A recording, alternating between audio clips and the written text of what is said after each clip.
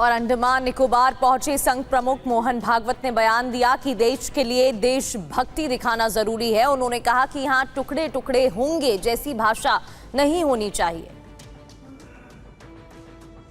अंडमान और निकोबार में विनायक दामोदर सावरकर के गीत सागरन प्राण तलमाला की 115वीं सालगिरह के मौके पर आयोजित कार्यक्रम में संघ प्रमुख मोहन भागवत और गृह मंत्री अमित शाह मौजूद रहे। यहाँ सावरकर की प्रतिमा का अनावरण किया गया। दोनों ने देश के लिए सावरकर के योगदान को याद किया। इस मौके पर संघ प्रमुख मोहन भागवत ने कहा कि देश को हर चीज से ऊपर रखना चाहिए, देश में रहते हुए देशभक्ति दिखानी चाहिए। यहाँ तुम्हारे टुकड़े टुकड़े होंगे ऐसी भाषा का इस्तेमाल नहीं चलेगा। भागवत ने कहा कि एक महान देश बनाने के लिए हमें सावरकर के संदेशों को याद करना होगा। हमारे अपने देश में हमारे अपने देश की ही भक्ति होनी चाहिए। यहाँ तेरे टुकड़े हो वाली भाषा होनी ही नहीं चाहिए। ये कैसे होता है हमारे को? पूरा भारत देश हम उसको एक मानकर, एक राष्ट्र मानकर चले हैं। संविधान भी अपना यही कहता है। तो इस भारत में छोटी छोटी बातों को लेकर आपस में अलगाव टकराव कैसे होता है? इस मौके पर गृह मंत्री अमित शाह ने सावरकर के योगदान को याद करते हुए अंडमान और निकोबार द्वीप समूह को पवित्र भूमि बताया। जब देश के लिए मरने की जरूरत थी, देश के लिए शहीद होने की जरूरत थी, आज देश के लिए मरने की जरूरत नहीं है, परंतु देश के लिए जीने की जरूरत तो आज भी है। तभी जाकर सावरकर की कल्पना का भारत हम बना सकते हैं। दिल्ली के भारत मंडपम में 2 दिवसीय अंतर्राष्ट्रीय जन मंगल सम्मेलन की शुरुआत हुई। देश की कई नामचीन हस्तियों की मौजूदगी में इस भव्य कार्यक्रम की शुरुआत की गई। पहले दिन कार्यक्रम में मौजूद लोगों ने महीने में 1 दिन उपवास का संकल्प भी लिया।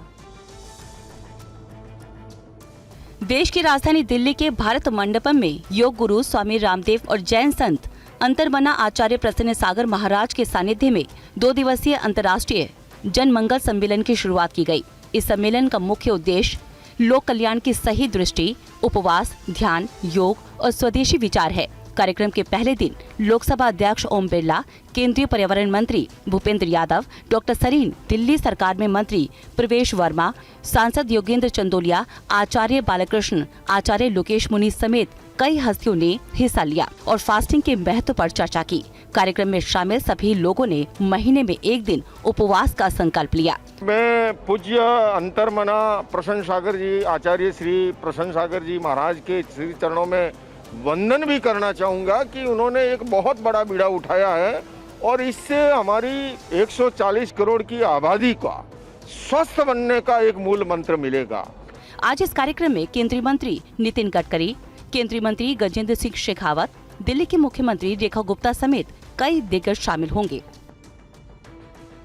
योग गुरु बाबा रामदेव ने TV9 भारतवर्ष से बात करते हुए कहा कि 1 मास एक उपवास करने से देश के करीब 4.5 लाख करोड़ की आर्थिक बचत होगी।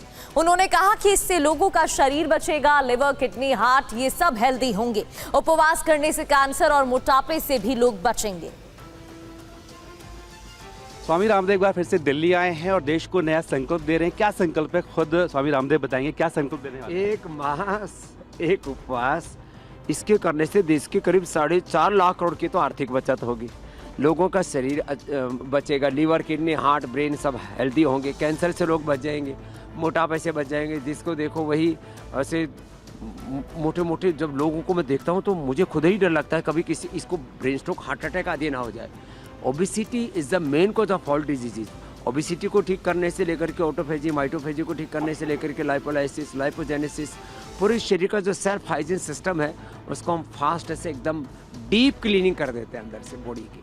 तो ये शरीर, इंद्रिय, चित्त, चेतना, आत्मा की शुद्धिकरण का एक बहुत बड़ा अभियान है। लोगों को एक भ्रांति है कि ज़्यादा खाएंगे ज़्यादा ताकत आएगी, कम खाओगे ज़्यादा ताकत आएगी। और मैं आपके सामने खड़ा हूँ, एक बार खाता हूँ, लगभग 25 सालों से तो मैंने फलाहारी किया है। तो कम खा करके ज़्यादा ताकत आती है, ज़्यादा प्रोडक्टिव, इनोवेटिव हम रहते हैं।